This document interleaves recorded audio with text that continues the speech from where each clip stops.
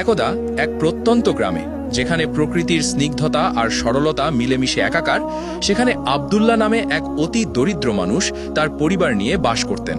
তার কুঁড়ে ঘরটি ছিল নদীর ধারে, মাটির দেয়াল আর খড়ের ছাউনি দিয়ে তৈরি। অভাবের ছাপ স্পষ্ট, কিন্তু সেখানে ছিল এক গভীর শান্তি।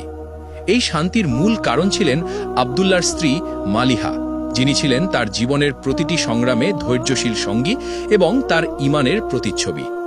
মালিহা তার স্বামীর মতো একই তাকুয়া ও কানাত অর্থাৎ সন্তুষ্টি নিয়ে সংসার পরিচালনা করতেন।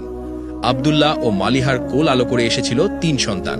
তাদের বড় ছেলে আব্দুর রহমান, যার বয়স 14, যার স্বভাবে ছিল পিতার মতো এক শান্ত, ভালো এবং তাকুয়াবান ছাপ। মেজ ছেলে সাজ্জাদ, যে ছিল আরও এক ধাপ এগিয়ে। ফরহেজগারিতা ও তাকওয়ার দিক থেকে সে ছিল পরিবারের সেরা।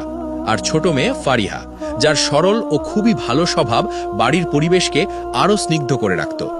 এই 5 জনের ছোট সংসারটি ছিল যেন দারিদ্র্যের মাঝে এক টুকরো জান্নাত, যেখানে আল্লাহর ভয় ও ভালোবাসা ছিল প্রধান সম্পদ।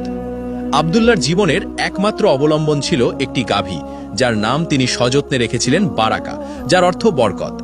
বারাকা ছিল কেবল একটি পশু নয়, আব্দুল্লাহর পরিবারের জন্য আল্লাহর পক্ষ থেকে এক বরকত। প্রতিদিন ভোরে আব্দুল্লাহ নিজ হাতে বারাকার দুধ দহন করতেন। সেই দুধ বিক্রি করেই তাদের পরিবারের অন্ন সংস্থান হতো। মালিহা সেই সামান্য আয় থেকেই হিসেব করে সংসার চালাতেন, আর বড় 2 ছেলে আব্দুর রহমান ও সাজ্জাদ ছোটবেলা থেকেই পিতার কাজে সাহায্য করত। ফারিহা বারাকাকে যত্ন করত এবং মায়ের সাথে ঘরের কাজে হাত লাগাত। দুধের সেই সামান্য আয় দিয়েই চলত তাদের সংসার, কিন্তু আব্দুল্লাহর মুখে কখনো অভিযোগের রেখা দেখা যেত না। তিনি ছিলেন তাকওয়াবান, অর্থাৎ আল্লাহ ভীরু এবং ঈমানদার। তার ঈমান ছিল পাহাড়ের মতো অটল। তিনি বিশ্বাস করতেন রিজিক কেবল আল্লাহর হাতেই, এবং তিনি যা দেন তাতেই কল্যাণ নিহিত। আব্দুল্লাহর এই গভীর কানাত অর্থাৎ সন্তুষ্টি তাকে গ্রামের সবার কাছে শ্রদ্ধার পাত্র করে তুলেছিল। অভাবের তাড়না তাকে কখনো কৃপণ বা স্বার্থপর করে তোলেনি, বরং তার তাকওয়া তাকে শিখিয়েছিল প্রতিবেশীর হক আগে। যেদিন বারাকা একটু বেশি দুধ দিত, সেদিন তিনি সেই দুধের কিছুটা অংশ গরিব প্রতিবেশীর ঘরে পৌঁছে দিতেন। এই কাজে তার স্ত্রী মালিহা ও সন্তানরাও সনান্দে তাকে সাহায্য করত।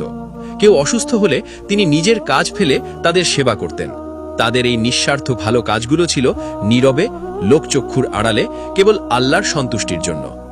আব্দুল্লাহর জীবন ছিল সরল, কিন্তু তার ঈমান ছিল বহু ধনসম্পদের চেয়েও মূল্যবান। তিনি জানতেন দুনিয়ার এই জীবন ক্ষণস্থায়ী, আর তার আসল পুঁজি হল তার সৎকর্ম। এই বিশ্বাসই তাকে চরম দারিদ্র্যের মধ্যেও এক অনাবিল শান্তি এনে দিয়েছিল। কিন্তু তিনি জানতেন না, তার এই গভীর ঈমান ও ধৈর্যের পরীক্ষা নিতেই খুব